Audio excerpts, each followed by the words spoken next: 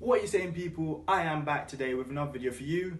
And in this video, I'll be talking about 5 different passive income ideas.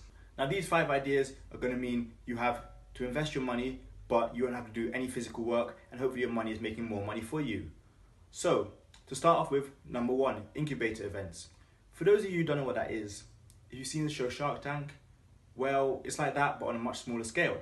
People nearby you will be looking for money to invest, to be invested in their business, just money to start up their company or to continue to grow their company. For some businesses you'll need a few hundred, for some businesses you'll need a couple thousand.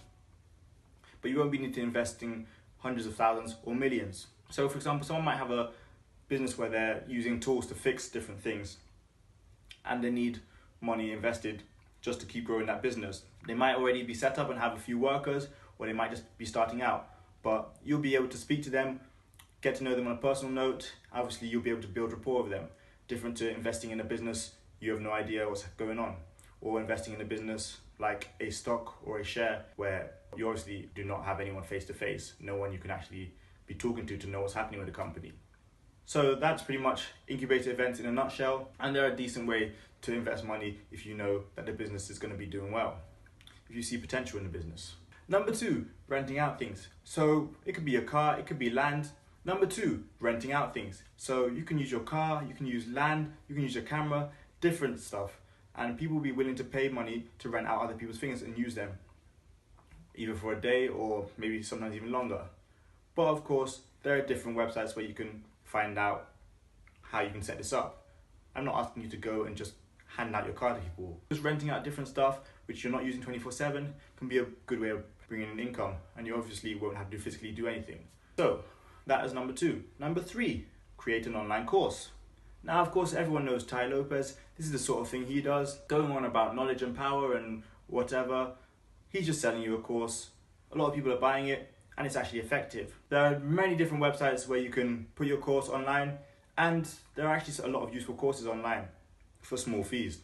I've actually paid for a couple of courses between the $10 and $15 range, and they're extremely effective. If you haven't seen online courses which are what you want to do, again, those kind of courses are very profitable because you make them once, it might take you a week to create, but they're there for the rest of your life. People can be buying them year in, year out. You're not actually doing anything, but you created your course and it's starting to create revenue for you. So as long as you write about something you know about, something you actually have experience with, then other people will actually purchase it and they'll probably recommend it to their friends.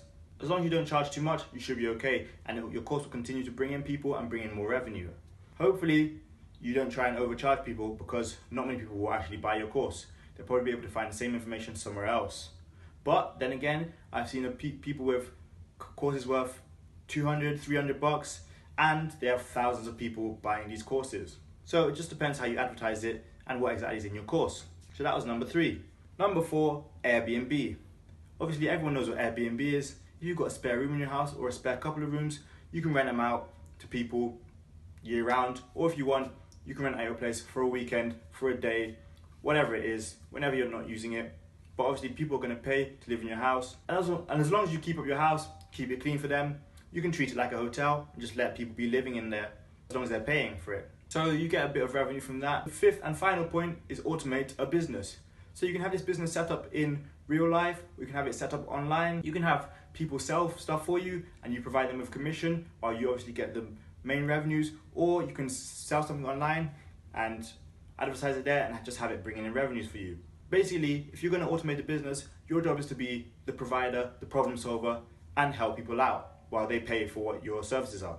Many people set up businesses alone, whereas obviously others set up businesses where they have people working for them. It's pretty simple. You set up your business passively, so you won't have to be physically doing anything that often. You might review it from time to time, provide whatever service or goods is needed for whoever, and people will pay for that as long as they're getting what they want out of it. So those are my 5 ideas for passive income. Just to recap: 1 was incubator events, 2 was renting out things, 3 was creating an online course, 4 was Airbnb, and 5 was automating a business. So that's it for today's video, guys.